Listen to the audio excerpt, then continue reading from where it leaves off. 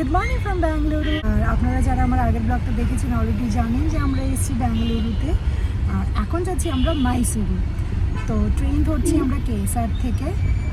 আজকে স্টে করবো মাইসুরুতে আর কালকে রিটার্ন করবো আবার ব্যাঙ্গালোরে। অ্যাকচুয়ালি আমরা প্ল্যান করছিলাম চিকমাঙ্গলুর বা ওইসব হিল স্টেশনসে যাওয়ার জন্য, বাট যেহেতু এটা জুলাই মান্থ, সবখানেই বৃষ্টি হচ্ছে আর ল্যান্ডস্লাইডস অ্যান্ড হলেও সবখানেই প্রবলেম রয়েছে। রেস্ট্রিকশনসও পুট করে দেওয়া হয়েছে অ্যাকচুয়ালি গভর্নমেন্ট থেকে। তো ওই জন্য আর হিল স্টেশনস যাওয়া হচ্ছে না আমাদের। তাই বেরিয়ে পড়লাম মাইসুরুর উদ্দেশ্যে। মাইসুরুকে এক্সপ্লোর করার ইচ্ছে আছে, দেখা যাক কতটা কি এক্সপ্লোর করতে পারি। পৌঁছে গেলাম স্টেশন, আর আমাদের কিন্তু আগে অনলাইনে টিকিট বুকিং করা রয়েছে।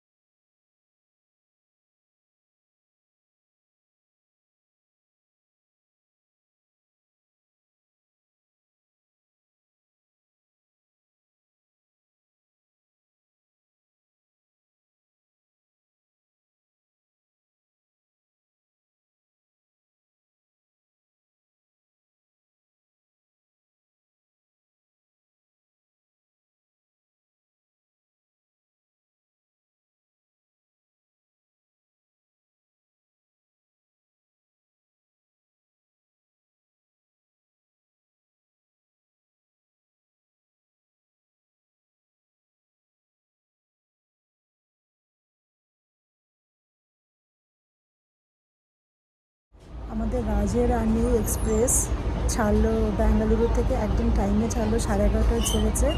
2টোর মধ্যে পৌঁছে যাব মাইসুরুতে। আর আমরা নিয়েছি চেয়ার কার এসি। 305 করেই তো পড়লো না, 305 করে টিকিটের রেট করেছে চেয়ার কার এসি।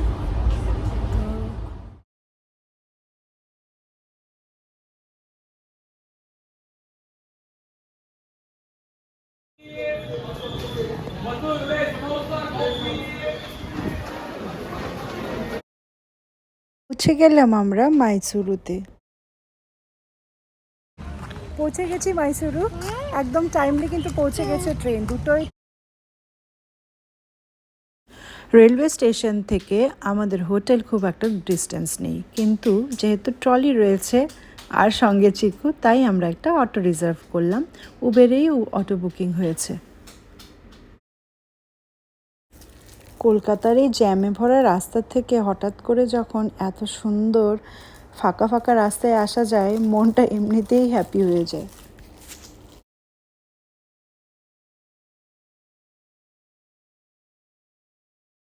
পৌঁছে গেলাম আমাদের এক রাত্র থাকার জায়গায়, দ্য কোরাম, মাইসুরু।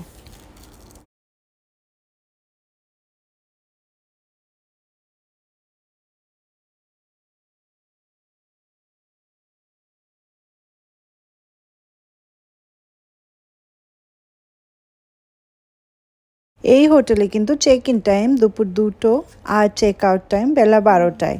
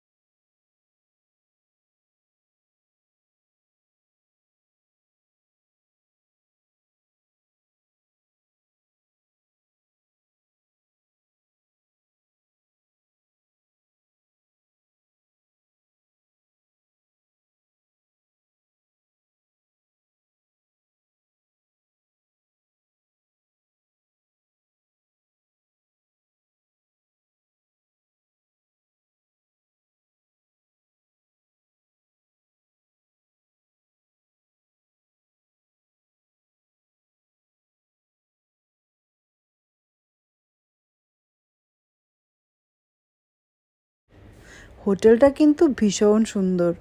এখানটায় ওয়াশরুমের সাথে আবার একটা ড্রেসিং এরিয়াও রয়েছে, একদমই আলাদা, মানে বেডরুমের সাথে অ্যাটাচ বাট আলাদা। সত্যি খুব সুন্দর রুমটা। হেয়ার ড্রায়ার থেকে শুরু করে এখানটায় সব কিছুই রয়েছে।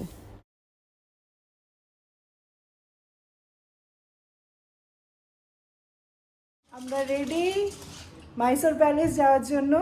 এই হোটেল থেকে মাইসোর প্যালেস যেতে 8 মিনিট লাগবে। উবের অটো বুকিং করে নিলেই হবে। 8 মিনিটসে পৌঁছে যাবো মাইসোর প্যালেস। তো চলো আমাদের সাথে মাইসোর প্যালেস দেখতে।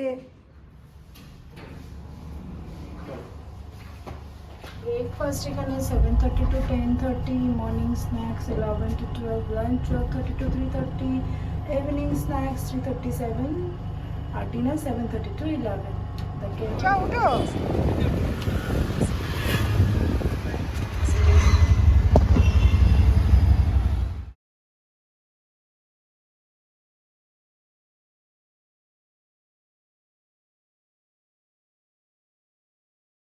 পৌঁছে গেলাম মাইসোর প্যালেস।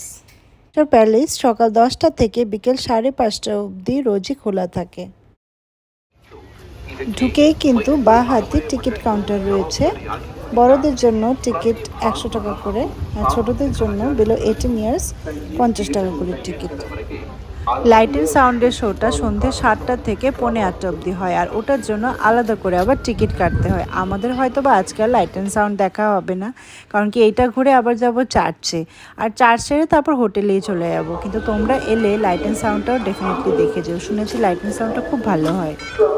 মাইসোর প্যালেসের এরিয়াতে ঢুকেই কিন্তু তোমরা ডান হাতে একটা মন্দির দেখতে পাবে, সেটা হচ্ছে ভুবনেশ্বরী মন্দির।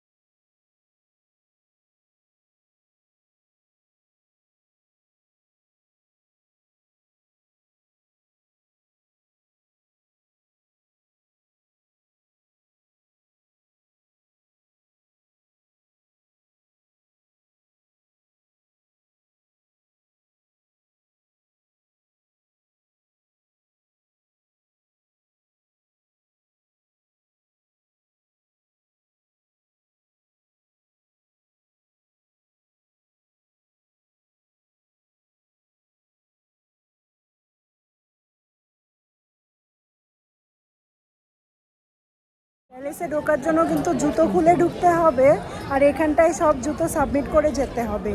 পার পার্সন 2 টাকা করে জুতো রাখতে হবে।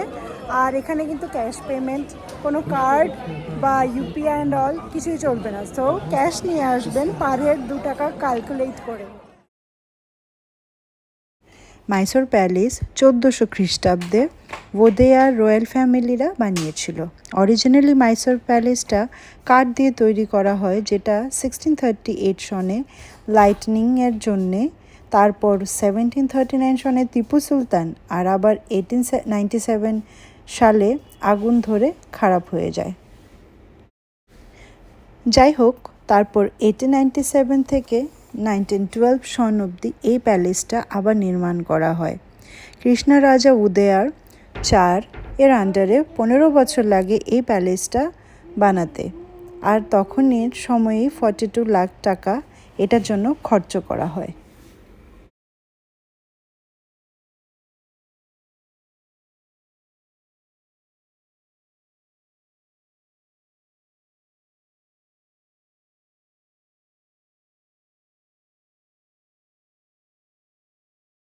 এখানটায় দাঁড় করানো রয়েছে কতগুলো কামান, সেই তখন ইউজ হতো এগুলো যুদ্ধের সময়।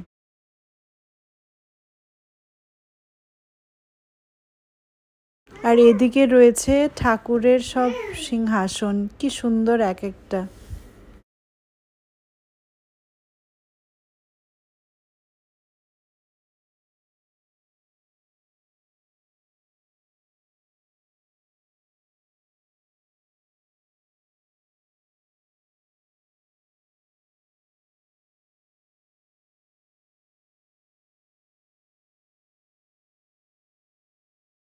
ভেতরটা ঢুকতেই দেখা গেল বড় বড় হাতির মুখ।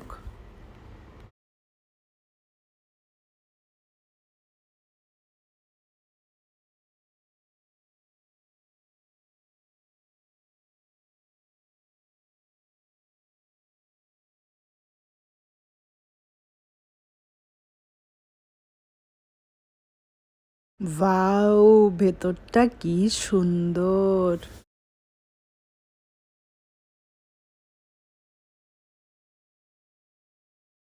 এদিকটা দিয়ে আবার বিশাল, বিশাল পেইন্টিংস করা রয়েছে। কি সুন্দর সবকটা পেইন্টিং।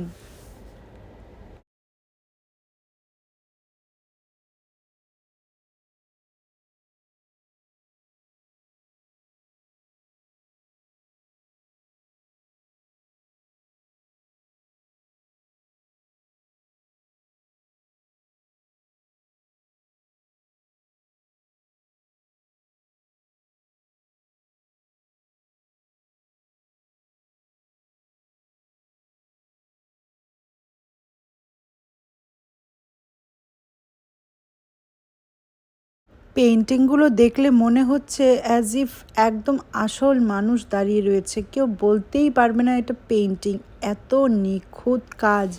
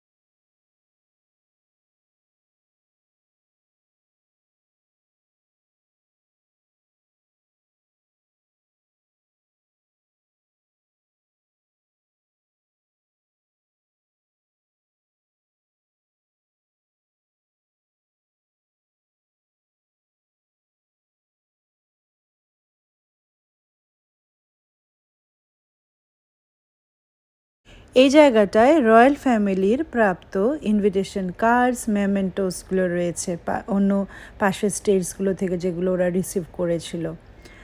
আর অনেস্টলি এরকম গিফট যদি আমাদেরকেও কেউ দিত।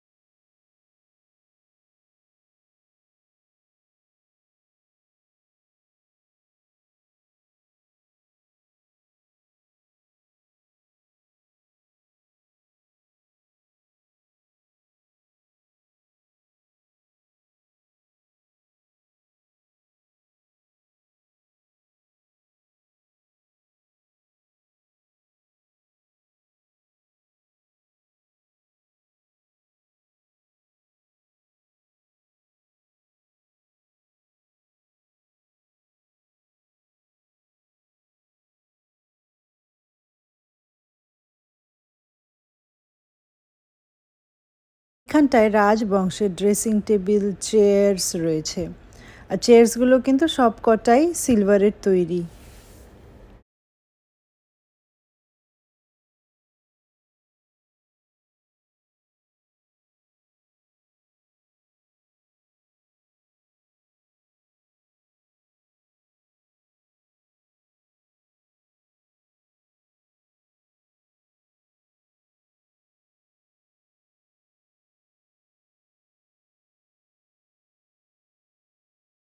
পুরোটা প্যালেসেই কিন্তু এই অসাধারণ পেন্টিংসগুলো রয়েছে।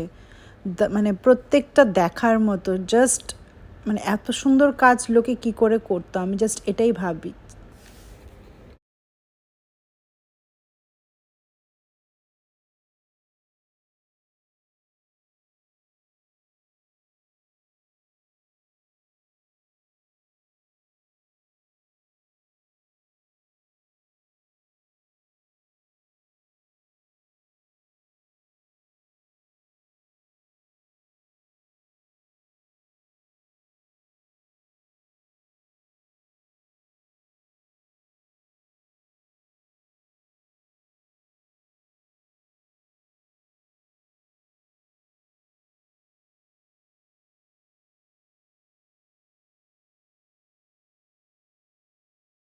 আর এটা হলো সোনার হাওড়া।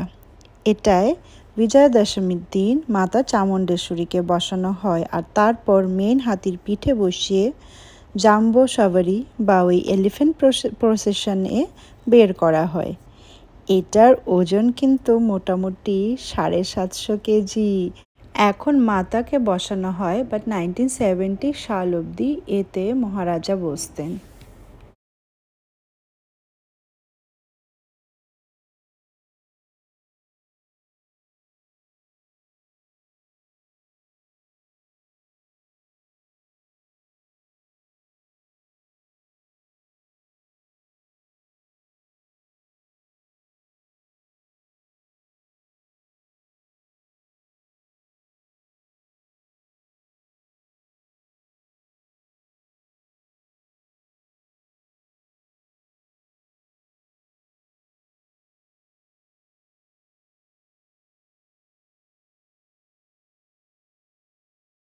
এইটা কিন্তু মহারাজার দরবার হল। এখানটায় বসে উনি মিটিং করতেন ওনার অফিসার্সদের সাথে। ইনফ্যাক্ট এখানে গেস্টদের বসার এবং লেডিসদের বসারও আলাদা জায়গা করা রয়েছে।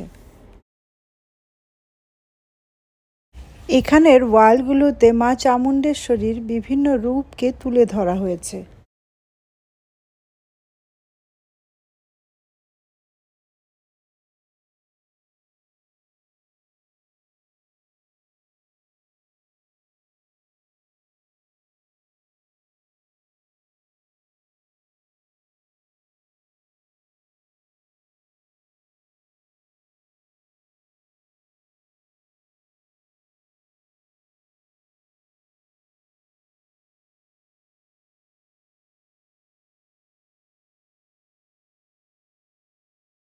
মাইসোরের দশেরা হচ্ছে সবচেয়ে বড় উৎসব, আর এই উৎসবে হাতিদেরকে এই অর্নামেন্টসগুলো পরিয়ে বের করা হয়।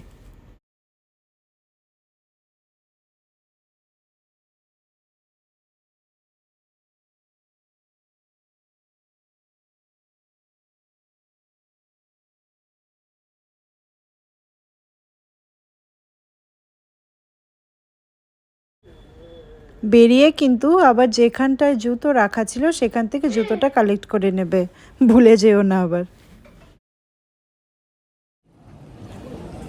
দারুণ দেখলাম মাইসোর প্যালেস। আমরা ঢুকেছিলাম 3টার সময়, এখন 4:30 বাজে। 1.5 ঘন্টায় কাভার করলাম। বেশ ভালোই ছবি তুলে ভিডিও তুলে 1.5 ঘন্টায় কাভার হয়ে গেল।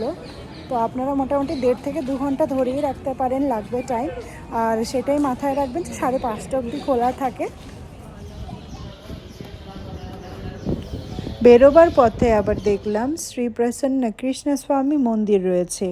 ঢোকার মতো অ্যাকচুয়ালি এখন আর এনার্জি নেই, ওই জন্য আর ঢুকলাম না। এই মন্দিরটা কৃষ্ণ রাজা ওয়াদিয়ার 3 বানিয়েছিলেন।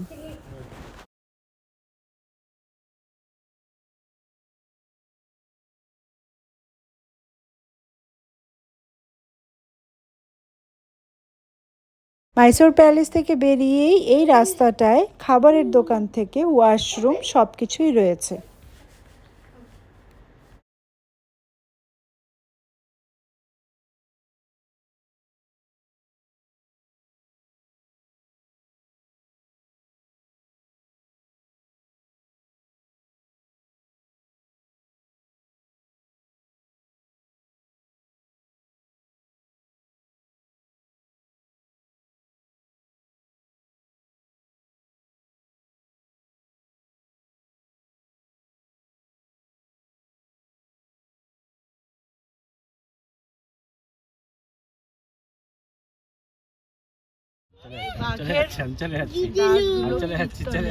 আর এটা তো পুরো, এটা কিসের হবে? এটা তামাই মনে হয়। এটা পুরোটা স্ট্রাকচার কাঠ ফাট না তো, না?